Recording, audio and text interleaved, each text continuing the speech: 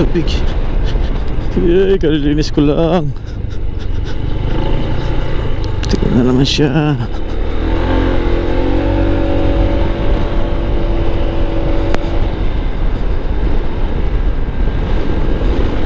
Dito walang traffic, kaya mas kahit malayo siya, so bilis yung makakaraan, walang traffic.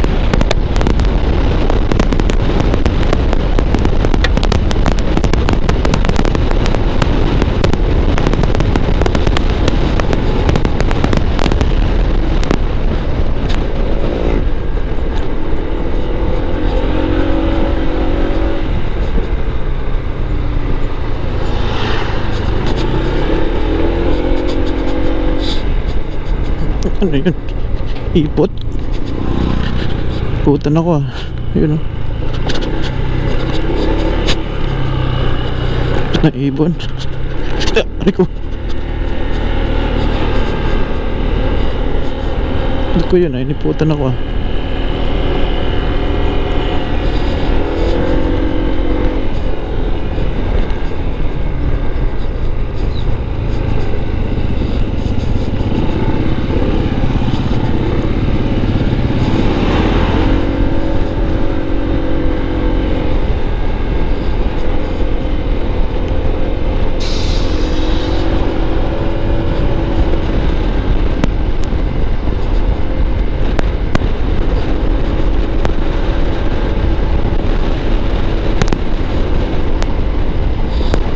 Dati nung trabaho ko nun, ganito oh, bilit ka ng palay dito. Dito rin yun eh. Alam mo dito din yun eh. Tagal na yan, utid ako ng mga 17. Recruit kasi yun eh sa probinsya namin. Recruit siya, nag-aarap sila ng mga magtatrabaho sa palayan. Yung ginagawa namin oh. Dami kami nun. Mga ano kami, 8 galing sa probinsya namin. Pagdating dito sa Kanda-Aba din yan eh. Ko lang kung saan dito lugar, pero natatanda ko dito yung saka nagbibili ng mga palay na ganyan na truck maalis yan. Maghapon ka na yan dito yan. Pag uwi mo dyan yan, okay na kasi nga lang mayroon doon kung may nasiraan na sa group sa truck nyo, sa truck na post namin. Pinapunta namin doon sa oras ng gabi, daling araw pa yan, igisingan nila para tulungan ano yung mga sakong palay. Ganyan o, tapit namin yan dyan, isa-isa. Pwede ko pa nun.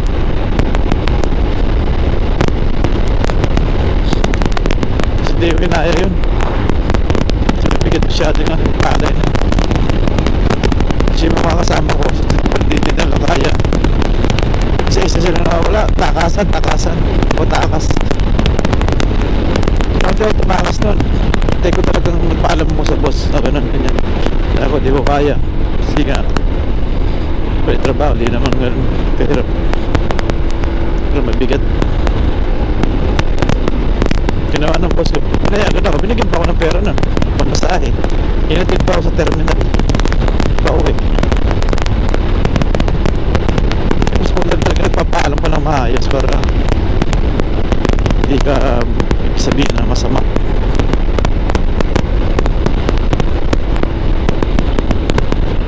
Wala, nagpaalam mo, binigyan pa ako.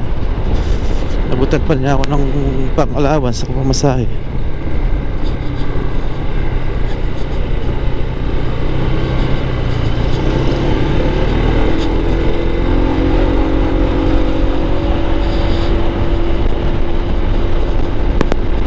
Ganyan ako, pinaligtad niyan, tuyo mamaya, tuyo na agad yan. Pinaligtad nila. Bilis lang matuyo yan, sobrang init dito. Ang daming itik oh.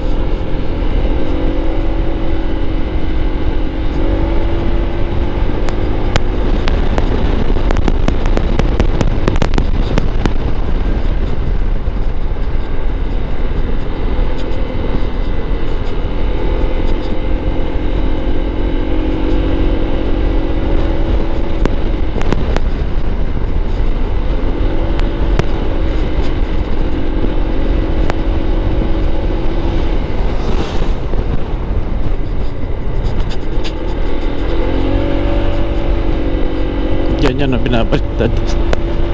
Pag umarat sa dulo niyan, tuyo na yung sinimulan mo eh.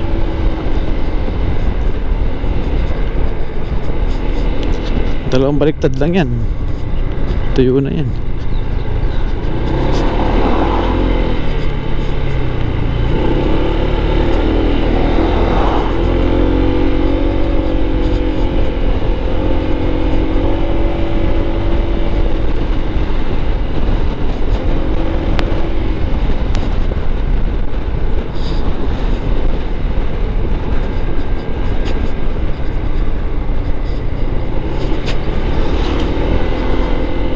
Sakit na sa ulo, yung init ah.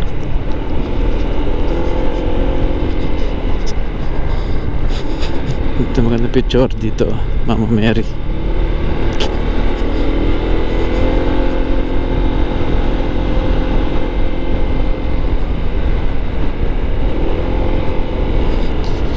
Init na. Sulit na init.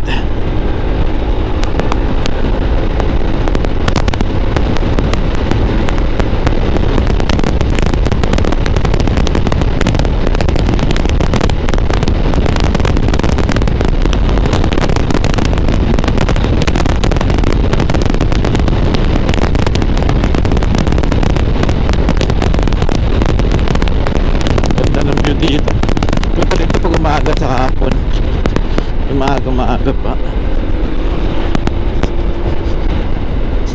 Maganda yung view.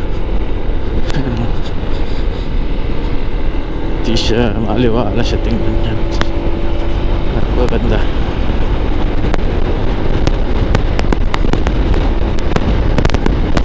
Ito mga mabilis, sakit masyado.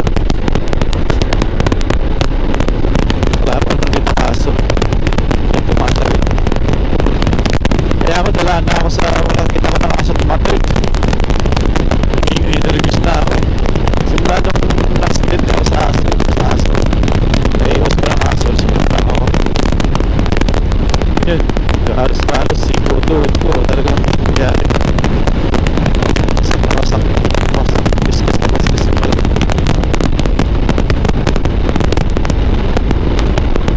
Kapag nakakita ko ng aso, kahit di pa siya tatawid, siya nasa kalsada ganyan. Hindi ko natakot na ako. Parang lagi tatawid. Yan. Kapag nakakita ko ng aso, dandahan na lang ako niya. Sa mga ganito nga, hindi ko na mapatakbo na mabilis eh. Kasi ano, bata, tao, matatanda, aso, pusa, yung tumatawid yun, di ba, mga ganun.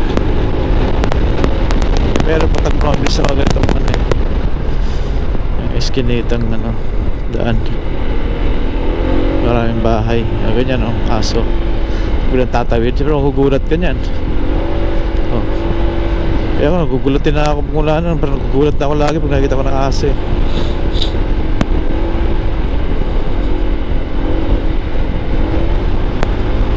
Kaya pag ganito, dandaan lang. Kung 30 lang, pwede na.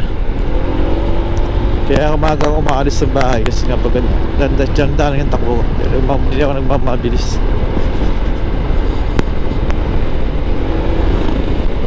Dahil ng baga, makakarating naman.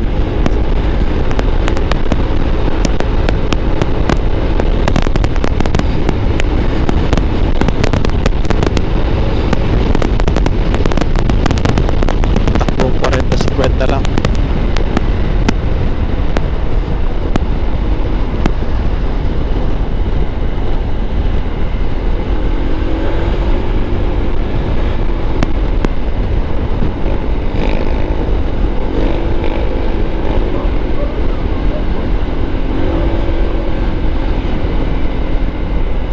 Ganyan, no? Hindi mahirap yan eh. Kaya meron businahan mo yun, tapos magugulat yung aso. Pag busina, di mo alam kung saan yung sa harapan mo pala pupunta yun. Pero di ba nagbubusina yung sa mga ganyan. So yung busina mo, nagugulat.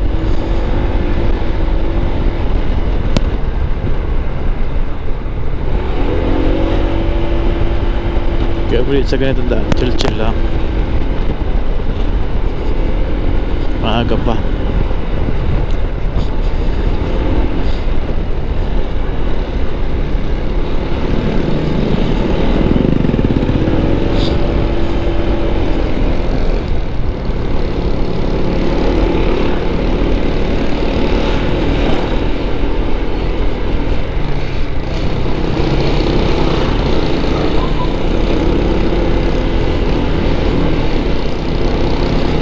Ito yung simbahan, Bahay Pare, Barangay Bahay Pare, Barangay Bahay Pare, na simbahan ng Bahay Pare. Ang ganda.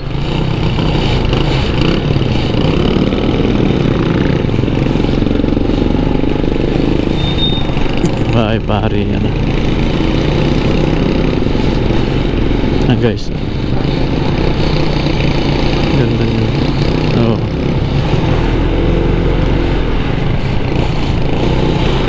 Yan yung Bahay Pare.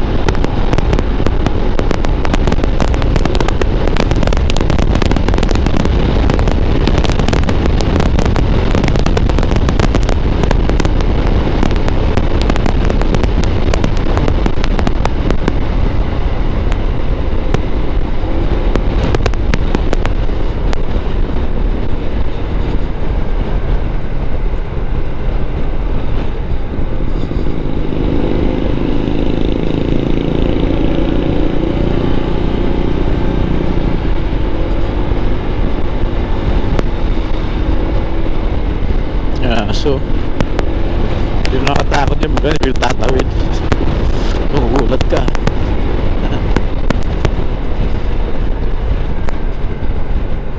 Kaya disgrasya yung ano, mga ganyan, no?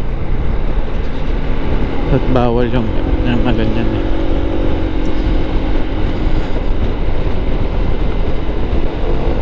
Guys, dito pa matapusin ang video to. Update ko na kay mamaya pag pauwi na ako. Peace.